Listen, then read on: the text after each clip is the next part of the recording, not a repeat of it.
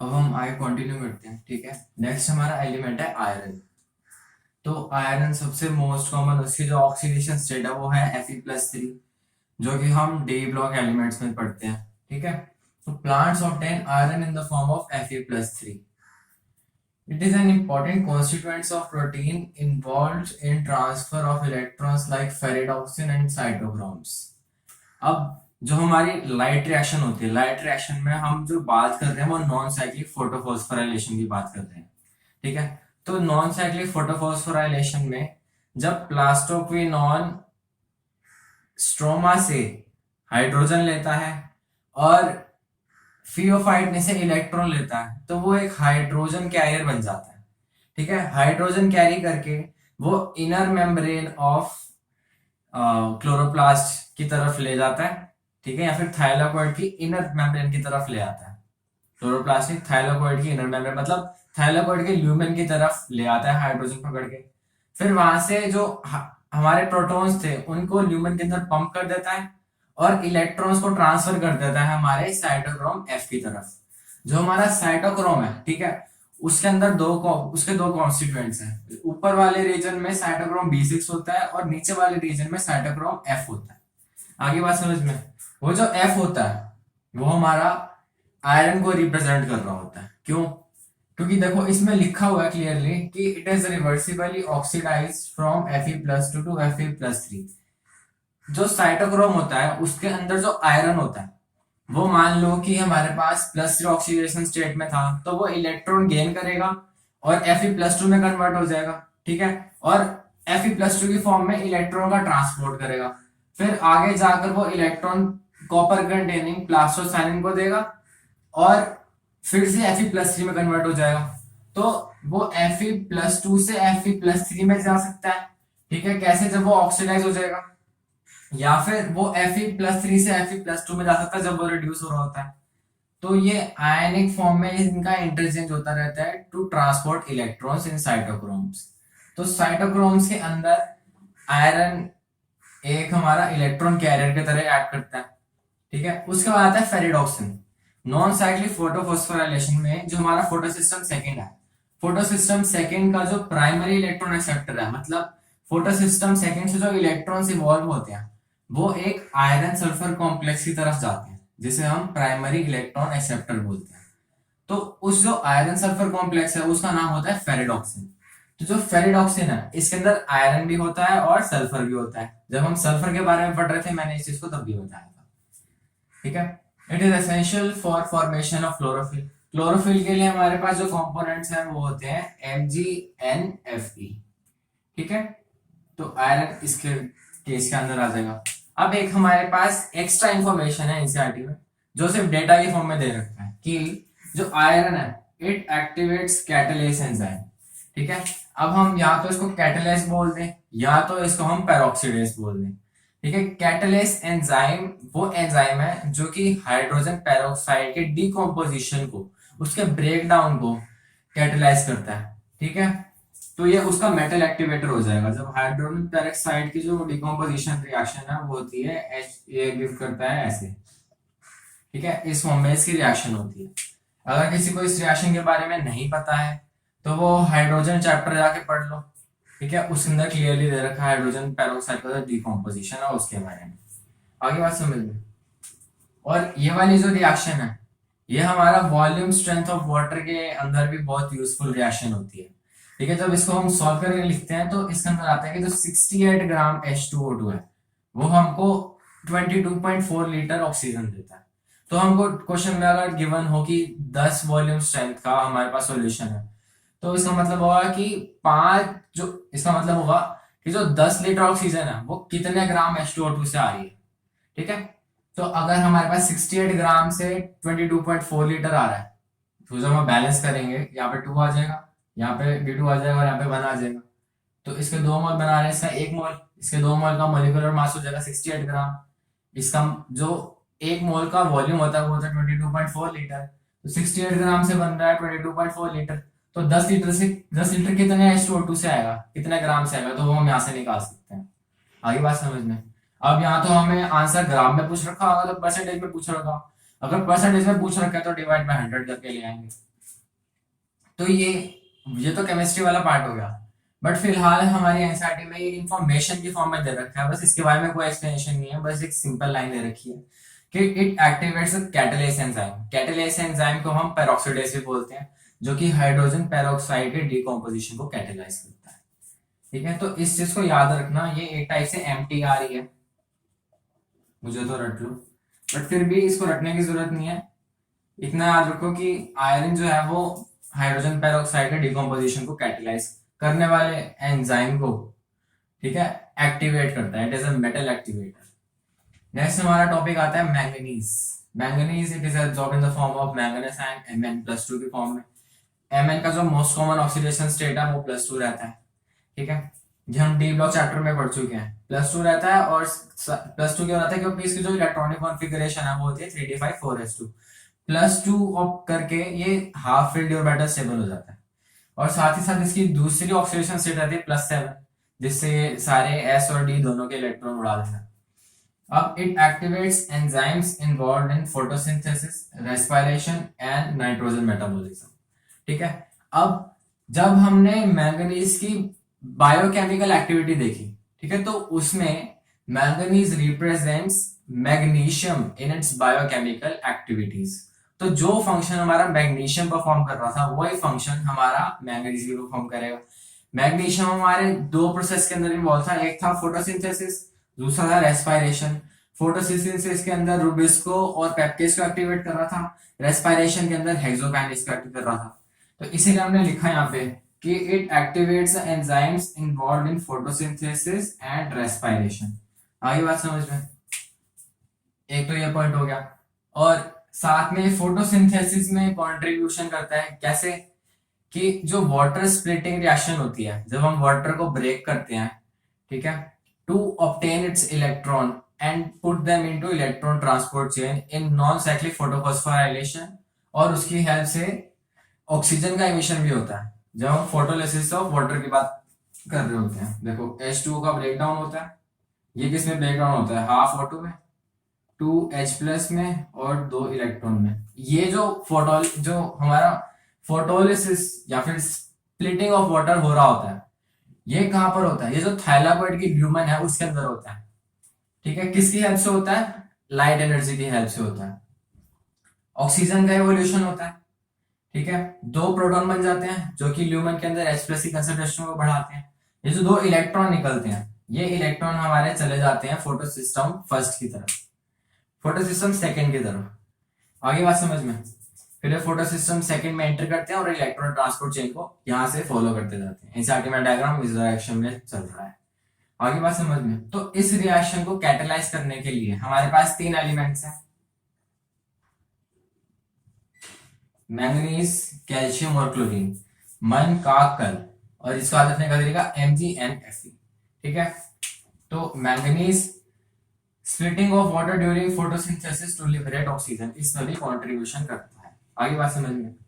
तो ये इस तरह से फोटोसिंथेसिस और रेस्पिरेशन में एक्ट करता है। अब बात आती है हमारी नाइट्रोजन मेटाबॉलिज्म पे। ठीक है, जब हमने मैंगनीज की कंसंट्रेशन कम थी जब प्लांट में, तो हमने देखा कि जो हमारा NO3- है, इसका जो एब्जॉर्प्शन है, इसका जो अपटेक है और इसका मेटाबॉलिज्म है वो रिटार्ड हो रहा है। ठीक है, जो प्लांट नाइट्रोजन को अपटेक करता है वो NO3- की फॉर्म में करता है। ठीक है, जो नाइट्रिफिकेशन का एंड प्रोडक्ट है। तो जब हमने मैंगनीज की कंसंट्रेशन कम करी तो हमने देखा कि इसका जो अपटेक है और इसका मेटाबॉलिज्म है वो रिड्यूस हो रहा है।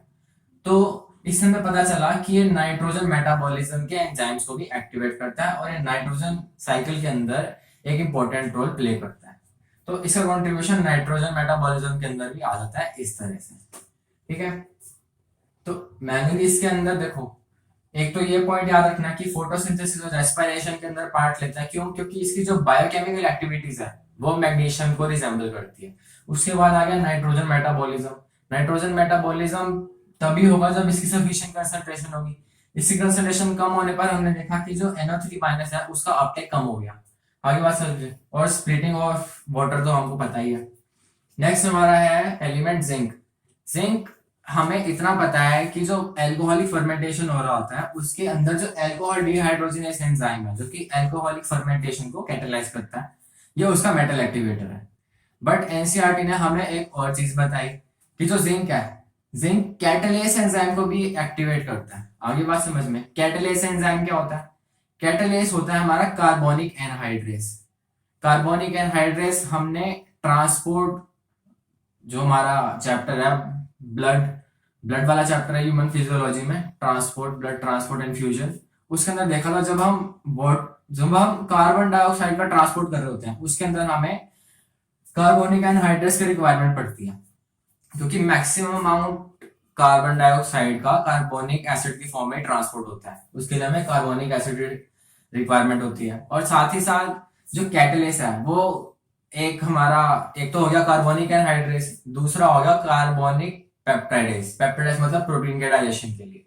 आगे बात समझ में, तो ये जो जिंक है ये एक टाइप से डाइजेशन में हमारी हेल्प करता है, तो ये डाइजेशन के मेटाबॉलिज्म को सपोर्ट कर रहा है। ये चीज हमको एनसीईआरटी में लिखी हुई है। ठीक है, एनसीईआरटी में सिर्फ इतना लिखा है कि ये कार्बोक्सिलेज एंजाइम को एक्टिवेट करता है। कार्बोक्सिलेज एंजाइम से हमारा मतलब है, एक तो हो गया कार्बोनिक एनहाइड्रेस, दूसरा हो गया हमारा कार्बोनिक पेप्टाइडेस। आगे बात समझ में, कार्बोक्सिलेज का मतलब ये है। तो जितना भी है सब समझ आ गया होगा, बस दो चीजें याद रखनी है। ये जो आयरन है, आयरन कैटलेस एंजाइम को एक्टिवेट करता है, और जो जिंक है वो कार्बोक्सिलेज एंजाइम को एक्टिवेट करता है। ठीक है, नेक्स्ट आता है हमारा एलिमेंट कॉपर। कॉपर के बारे में कुछ भी नहीं दे रखा। It is absorbed in the form of cupric ion, जो उसकी मोस्ट कॉमन ऑक्सीडेशन स्टेट है कॉपर +2। ठीक है, वैसे तो कॉपर +1 शो करता है, बट इसकी मोस्ट कॉमन ऑक्सीडेशन स्टेट +2 रहती है।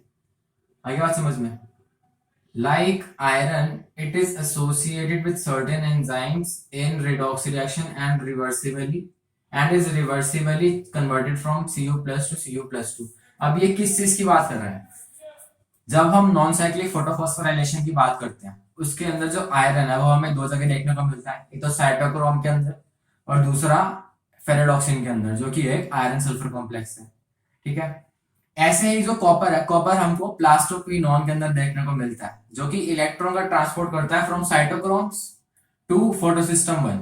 और जो प्लास्टोसाइनिन है, मैंने अगर प्लास्टोक्विनोन बोल दिया हो तो आई एम एक्सट्रीमली सॉरी। जो कॉपर है ये हमको प्लास्टोसाइनिन के अंदर देखने को मिलता है। प्लास्टोसाइनिन इलेक्ट्रॉन का ट्रांसपोर्ट करता है from cytochromes to photosystem first. ठीक है, तो ये जो प्लास्टोसाइनिन है ये एक ब्लू कलर का हमारे पास प्रोटीन देखने को मिलता है due to presence of copper. और ये इलेक्ट्रॉन का ट्रांसपोर्ट इसकी जो हमारे आयन की ऑक्सीडेशन स्टेट है उसको चेंज करने की वजह से ही इलेक्ट्रॉन का ट्रांसपोर्ट हो पाता है। मान लो कॉपर था +2 में, तो वो इलेक्ट्रॉन गेन करके प्लस में आ जाएगा और वापस जाके इलेक्ट्रॉन को ड्रॉप करेगा। इलेक्ट्रॉन को ड्रॉप करते ही कॉपर +2 में चला जाएगा, फिर कॉपर वापस आएगा, फिर इलेक्ट्रॉन गेन करेगा, फिर प्लस में आ जाएगा। तो इस टाइप से कॉपर प्लस और कॉपर 2 के बीच में एक टाइप से एक्सचेंज चलता रहता है, जिसकी वजह से इलेक्ट्रॉन का ट्रांसपोर्ट होता है, जैसा कि आयरन के अंदर देखने को मिला था। ठीक है, नेक्स्ट टाइम आता है हमारा बोरॉन। बोरॉन को याद रखने की ये ट्रिक है ओ का बो। ठीक है, जैसे हमारा पिकाचू होता है ना, ड्रैगन बॉल जी था, कौन सा था, पोकेमोन पोकेमोन पोकेमोन कार्टून के अंदर जैसे पिकाचू पिकाचू बोलते हैं, वैसे इसके अंदर बोरॉन के लिए पोकाबो हो गया। ठीक है, पो से मतलब है हमारा पोलन ग्रेन। ठीक है, तो पोलन जर्मिनेशन, जब पोलन ग्रेन का जर्मिनेशन होता है स्पाइल के अंदर तो वो बोरॉन की हेल्प से होता है। सी से मतलब हमारा calcium, it is required for utilization and uptake of calcium +2 ion. और वो से हमारा मतलब है बोरॉन। ठीक है, अब देखो अगर बोरॉन होगा तो कैल्शियम का अपटेक होगा। कैल्शियम एक टाइप का इमोबाइल एलिमेंट है जो कि हमको ओल्डर लीव्स में देखने को मिलता है, ओल्डर रीजन्स ऑफ प्लांट के अंदर देखने को मिलता है। ठीक है, अब जब बोरॉन होगा तभी तो हमारे पास कैल्शियम आएगा। ठीक है, कैल्शियम के अपटेक में ये पार्ट प्ले करता है। कैल्शियम आएगा तो ही तो हमारे पास ओल्डर पार्ट्स आएंगे, क्योंकि जो कैल्शियम है वो ओल्डर पार्ट्स में देखने को मिलता है, जो कि इमोबाइल एलिमेंट है। ठीक है, अब ओल्डर पार्ट्स तभी आएंगे जब हमारे पास बोरॉन होगा। ओल्डर पार्ट्स बनने का प्रोसेस क्या होता है? सबसे पहला होता है मेरिस्टेमेटिक रीजन। सबसे पहले सेल्स के अंदर सेल्स जो होता है सबसे पहले मेरिस्टेमेटिक होते हैं, ठीक है। कुछ टाइम के बाद उनके अंदर इलोंगेशन हो जाता है,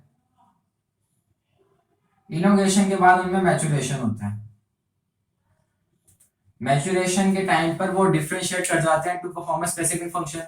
एक टाइप से वो यंग से ओल्ड हो चुके हैं, आई बात समझ में, और ओल्ड पार्ट्स में कैल्शियम देखने को मिलता है। अब अगर कैल्शियम होगा तो ही ओल्ड पार्ट्स होंगे। ओल्ड पार्ट्स बनने के जो मेथड्स हैं वो हमारे पास दे रखे हैं, सेल इलोंगेशन और सेल डिफरेंशिएशन। आगे बात समझ में।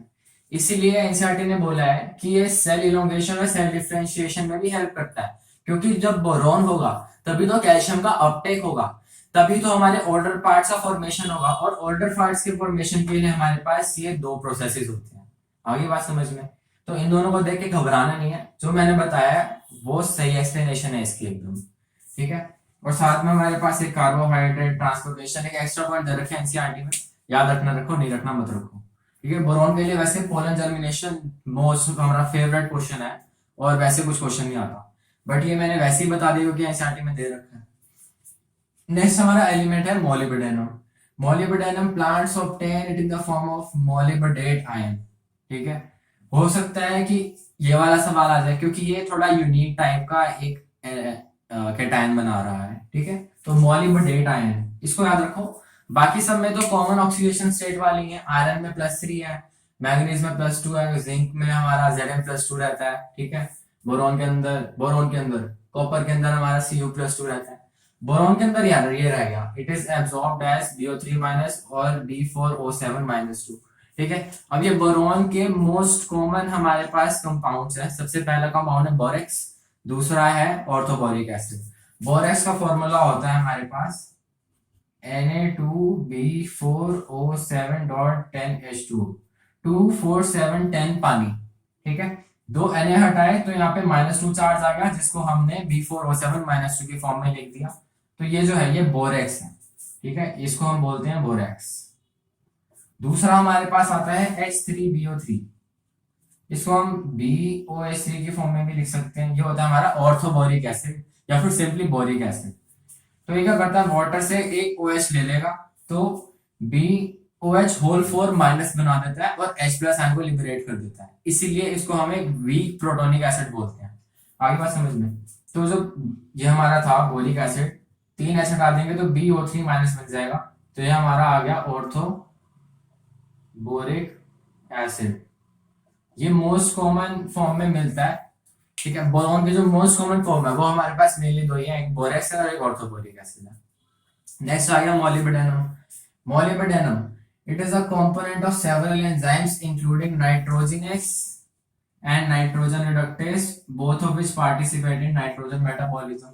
देखो मैं पहले बता चुका हूं कि जो नाइट्रोजन